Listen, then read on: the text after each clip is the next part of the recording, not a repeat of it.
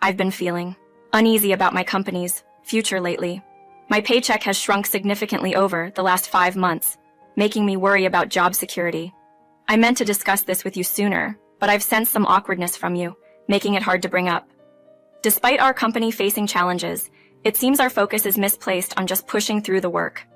Lately, you've hinted that our company might be in trouble, and unfortunately, it appears those concerns are valid.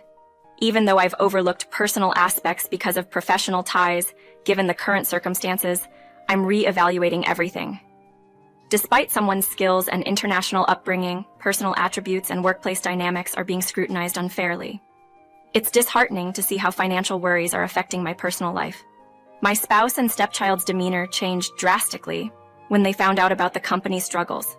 The harsh words and lack of support have been deeply hurtful, leaving me emotionally drained. It seems they're pushing for a separation, something I never wanted, but I'm prepared to accept if it comes to that. I'm Abigail, and for the past 3 years, I've lived in Minnesota, working for a graphics designer company managed by my father, the CEO. Contrary to what some might expect, I lead a simple life, focusing on my work rather than personal appearances or social interactions. My reserved nature has often made it challenging to connect with others, a trait that has followed me from my school days to my professional life. Despite my solitary tendencies, a chance meeting at a local bar led me to my husband. He was intrigued by my work in IT, though unfamiliar with my company. Our conversation revealed my role in procurement and sales, far from the glamorous side of tech, but essential nonetheless. This encounter, set against the backdrop of my usual solitude, highlighted a rare moment of connection in my otherwise reserved life. It's a reminder of the complex interplay between personal and professional worlds and the unexpected turns life can take. Navigating office dynamics can indeed be tricky, I mused to Bobby, who glanced at his watch and gently set his drink down. He mentioned needing to leave early, not yet 8 p.m., to prepare dinner for his daughter returning from her sports club. With no partner at home to share the responsibility, Bobby found an early exit from work gatherings, a convenient excuse to avoid any grievances. His humorous take on the situation made me chuckle, and his departing smile lingered as he excused himself to his colleagues. From then on, I found myself looking out for Bobby at the dart bar, and he always greeted me warmly upon arrival. Our conversations revealed more about each other. Despite working for a family business with international branches, I explained to Bobby that it was more of a mid-sized venture than the large conglomerate some imagined. Dart playing was never our activity of choice. Instead, we cherished our chats over drinks at a cozy corner of the bar. As time passed, our bond deepened, and we began seeing each other outside the casual bar setting, gradually evolving into a romantic relationship. As I neared my 40s, I found joy and excitement in this blossoming companionship. However, the bliss of new love wasn't all that occupied my thoughts. I knew forming a bond with Bobby's daughter, Lisa, was crucial. Lisa, at 17, was navigating the pressures of school and exams. My initial worries about our relationship were quickly dispelled by her open-hearted acceptance and curiosity about my life abroad. Our family dinners, filled with laughter and lighthearted jests, painted the perfect picture of domestic happiness. Our relationship with Lisa was flourishing, and 3 years into dating, Bobby and I decided to marry. The lead-up to the wedding, particularly introducing our families and blending our diverse backgrounds, presented its challenges, especially with the cultural nuances and language barriers. Yet, the effort from both sides to embrace these differences was a testament to the love and respect we all shared. After the wedding, life with Bobby and Lisa felt like a dream come true. But as Lisa advanced to high school, Bobby proposed a change, recognizing the increasing demands on her time and the impact of our work schedules. He suggested that one of us should be more available at home to support Lisa through her crucial academic years, a notion reflecting the depth of his care and the evolving needs of our family. In moments of quiet, when we found ourselves alone in the living room, my husband and I would often delve into discussions about the future, especially concerning our family's needs and priorities. These conversations, while necessary, often led to postponed decisions, particularly on challenging topics. However, this time around, my husband appeared more resolved, prompting me to consider if we could afford to delay our decision-making until next 2 years, aligning it with Lisa's preparation for her university entrance exams. The dilemma at hand hinted at a significant change, either for me to leave my job or for him to seek a more flexible role to better support our home life. This situation was complex, leaving me torn on the best course of action. The plan we were leaning towards involved me continuing my work without change, given my higher income and significant role in my father's company, while my husband would look for a job with fewer hours. This arrangement, though practical given our circumstances, was a big ask, especially considering my husband's long tenure at his company. Despite the logical reasoning, I couldn't shake off a feeling of guilt for even considering asking him to make such a sacrifice. Yet, seeing his firm resolve made me realize I had underestimated his willingness to prioritize our family's needs over his career. Agreeing to his proposal, we decided to move forward with this plan. Our mornings would often start with a rush, checking if everyone had remembered their lunches. A small yet significant part of our daily routine, symbolizing the shift in our family dynamics. My husband, now working part-time and assuming more responsibilities at home, played a pivotal role in our daughter's academic success. Despite my initial reservations about his career change, it proved to be a beneficial decision for our family. 5 years on, reflecting on the changes, our conversations shifted towards more practical concerns, dinner plans, budget adjustments, and the noticeable decrease in my salary impacting our financial stability. My husband's concern for our financial well-being, especially with Lisa's tuition fees on the horizon, highlighted the sacrifices we were making, even in our meal choices.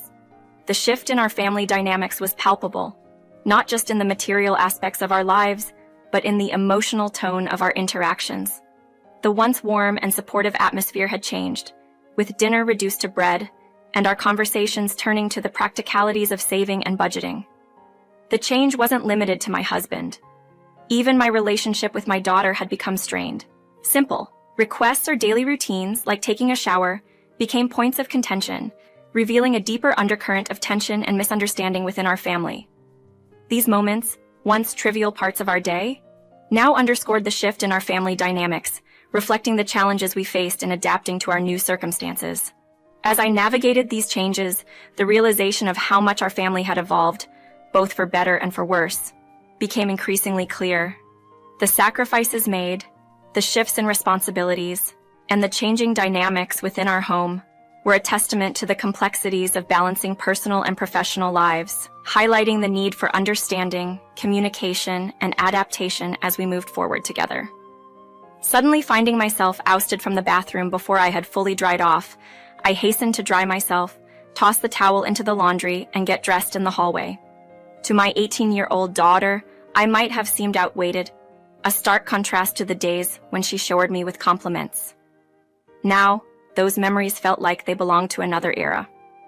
Despite their harsh treatment, I hesitated to confront my husband and daughter, not wanting to exacerbate family tensions. But deep down, I knew my reluctance was rooted in my introverted nature, which made confrontation seem daunting, especially against what felt like a united front from them. In our current family dynamic, it felt as if my husband and daughter had formed an alliance against me, making it feel impossible for me to stand my ground. My fear of conflict and the prospect of feeling isolated led me to avoid addressing the issues head-on.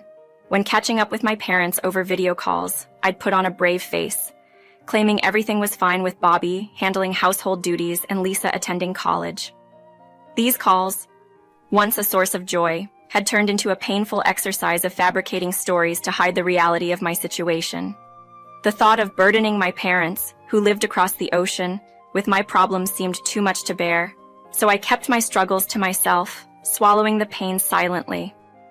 I knew I should stand up to my husband and daughter, or at least share my burdens with my parents, but my introverted disposition made those steps feel insurmountable. Avoiding these confrontations and not discussing the real reasons behind the financial strains in our household only added fuel to the fire. Yet, there was a part of me that believed in the silver lining of inaction, hoping that problems might somehow resolve themselves. This hope seemed to materialize when my husband, after months of tension, initiated a conversation about the financial issues. Caught off guard by his sudden approach, I was reminded of the ongoing challenges we faced, including the potential jeopardy of my job and the resultant financial strain. My attempts to open up about these difficulties were met with immediate resistance, with my husband and daughter quickly jumping to conclusions and casting blame. As they stood together, seemingly united in their criticism, I felt overwhelmed and unable to interject. My introverted nature made it even harder to find my voice in the moment, leaving their hurtful words to hang in the air unchallenged. Their accusations, based on misconceptions about my contributions and the superficial reasons behind our marriage, were painfully unjust. It was a moment that starkly highlighted the complexities of navigating family dynamics, especially when faced with misunderstanding and misplaced expectations. Finding myself in the midst of a heated and hurtful exchange with my husband and daughter, their cruel words cut deep. They criticized me not just for my appearance, but also for my financial contribution, or the lack thereof, as they perceived it. Their expectations had been for wealth and beauty, and in their eyes, I had failed to deliver on both accounts. The disappointment and disdain they expressed were overwhelming, leaving me emotionally drained and without the strength to fight back. In a moment of clarity amidst their harsh criticisms, I realized they were pushing me towards a decision I had never wanted to make. They were effectively asking me to leave, to end our marriage and the life we had built together. My husband had left his job to support me, and now they saw me as a failure for not being able to uphold my end of the supposed bargain. My daughter's look of contempt and my husband's smug expression ignited a fury within me I hadn't felt in years. I couldn't remember the last time I had raised my voice in anger, but now, the injustice of their accusations pushed me to my limit. With a firm resolve, I decided to leave, to pack up my life and move on from the bitterness and betrayal. The divorce, complicated by our international ties, was straightforward in legal terms, and the settlement saw us each walking away with $10 million.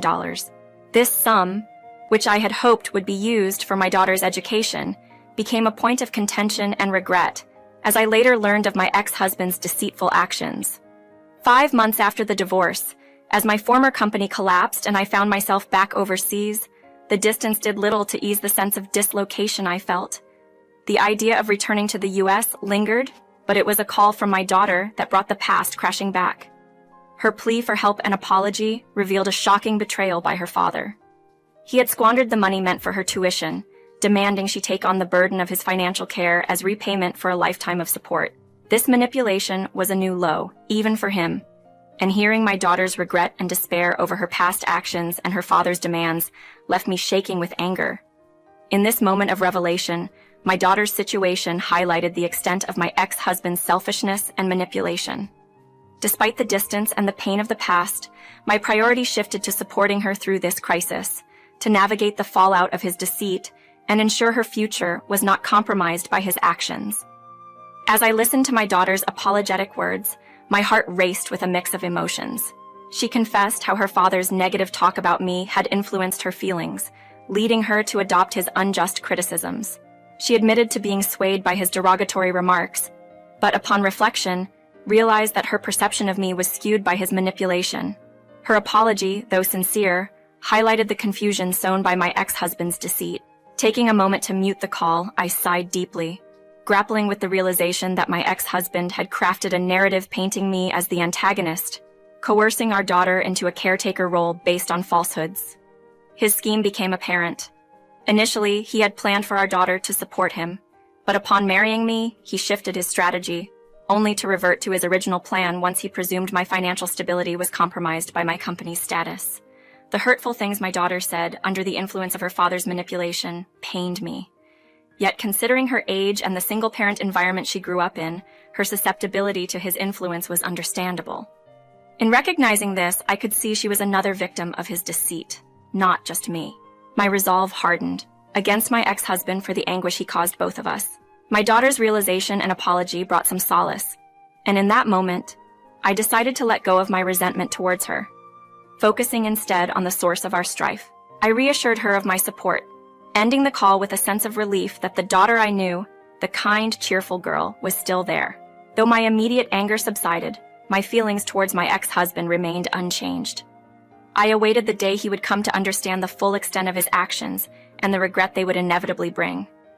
That anticipation gave me a sense of forward-looking resolve. 5 months after this reconciliation with my daughter, it was my ex-husband who reached out in a state of confusion and frustration. He couldn't comprehend how, despite the supposed financial ruin following the bankruptcy of my company, I was able to support our daughter. His agitation was evident, and I seized the opportunity to correct his misapprehensions, while also savoring the chance to unsettle him further. I clarified the misconceptions surrounding the bankruptcy and my financial independence, explaining that the company's departure from the US market was a strategic decision, not a failure.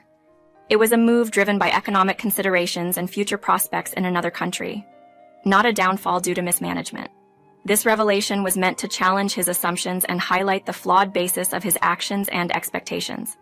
Through this exchange, I aimed to set the record straight, not just for the sake of vindication, but to pave the way for a clearer understanding between us.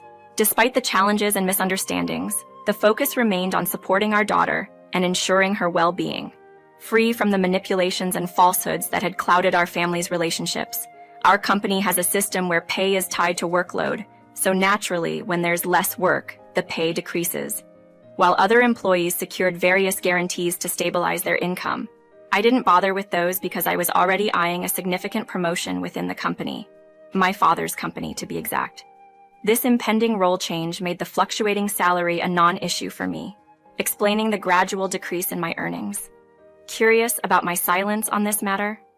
Well, to clarify, I was on track to become the CEO of my father's company. Yes, you heard that right, akin to stepping into the role of a president. This revelation seemed to shock my ex-husband profoundly, leading to quite a dramatic reaction during our video call. I couldn't resist pushing his buttons a bit further, especially seeing his disbelief. I'm currently in the running for the CEO position, not quite there yet, but certainly on my way. The potential income at that level? We're talking billions annually, a figure that understandably seems outlandish even in the context of high earners. This conversation took an interesting turn when my annual income came up, speculated to be around $5 billion. This number is substantial by any measure, though it's worth noting that in the grander scheme of global CEOs, it's not unheard of. My ex's reaction to this number was a mix of disbelief and realization of what he'd overlooked. The reason behind my not divulging these details sooner was simple. Taking up the CEO role means relocating, a complex topic that wasn't easy to broach, considering the misconceptions and mistreatment stemming from his assumptions about my financial status. After all, how could we discuss future plans under such strained circumstances? Realizing the magnitude of what he'd missed out on, my ex-husband's demeanor shifted from disbelief to a mix of regret and desperation. Despite his newfound understanding and the sarcastic jabs, I threw about his job struggles and the grim prospects of his career. After a 3-year hiatus in the fast-paced IT sector, he dared to ask for financial assistance akin to what I provided Lisa. Why should I extend help to him? Especially when he misconstrued my situation and contributed to our strained relationship. Nonetheless, as a CEO candidate, my earnings were indeed substantial, allowing me to support Lisa's education and living expenses, a commitment I made clear despite his earlier assumptions and our complicated past. I've made it clear to my ex-husband that I won't be extending any help to him. He can manage on his own, even if that means relying on fast food. It's ironic, really. When Lisa was collecting her belongings, she couldn't help but notice the evidence of his new, unhealthy lifestyle scattered in the trash. He's stuck in a job that drains him completely, leaving him no energy to cook or care for himself. It's sad, considering that having a family around could have made things somewhat easier for him.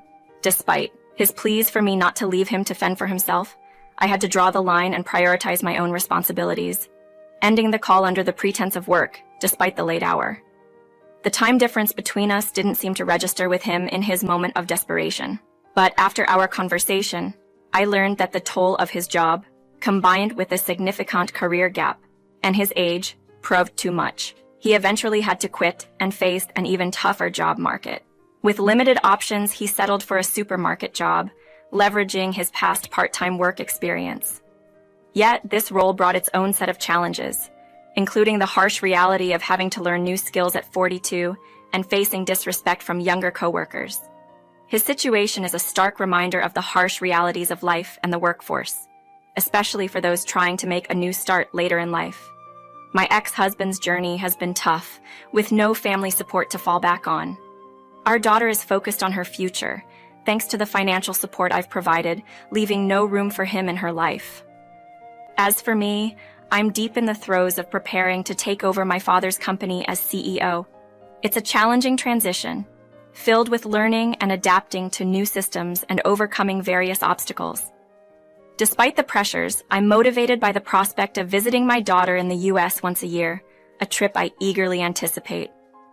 My next visit will be particularly special, as I'll be staying with my daughter, marking my first overnight stay in her space. These moments of connection with her are what I look forward to the most, serving as a reminder of the importance of family and the support we provide each other, even from afar.